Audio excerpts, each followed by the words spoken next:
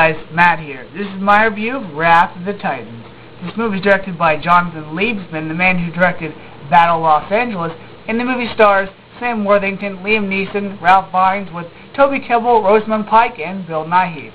This story takes place 10 years after the events of Clash of the Titans, and the plot of this movie is Zeus warns Perseus that a calamity is coming and it's going to be bad news for both the gods and people on Earth, but Perseus decides to continue his life as a fisherman with his now 10-year-old son.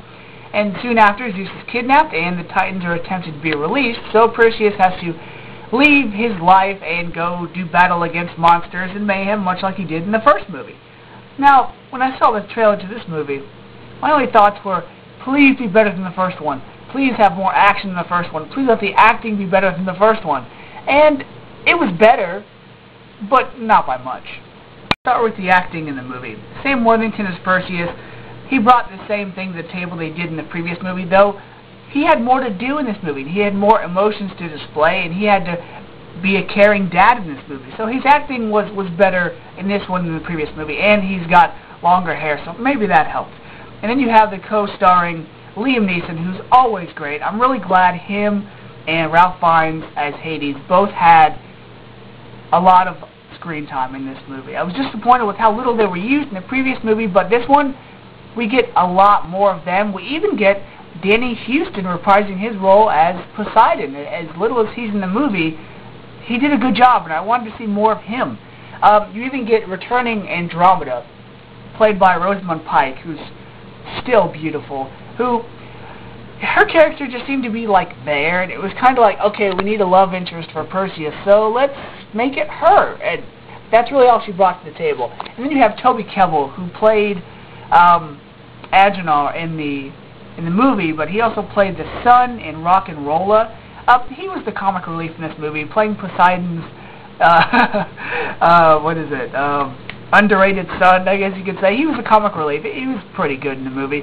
And then you have Bill Nighy as Hephaestus, who really was underused in this movie. He was on screen for a short time, and then when he was gone, it was like, oh, I want more Bill Nighy, because he's such a good actor, and his role was pretty good. Along with Hephaestus' special friend. I'm not going to tell you who that is, but see the movie to find out who that is. And then, let's see, Ares.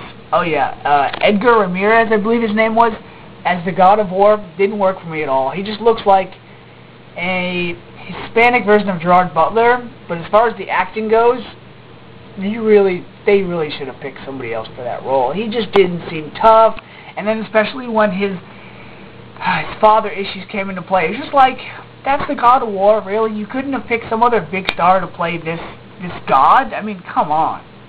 Even though this movie did seem at times like they were like, okay, the God of War games, what else can we take from those games and put in this movie? So people that know Greek mythology can go, hey, that's kinda how it happened. The movie also had moments that, like in the first one, where you had an awesome action sequence, and then you had moments that were just like, oh, that was over too quick, or that moment was dull.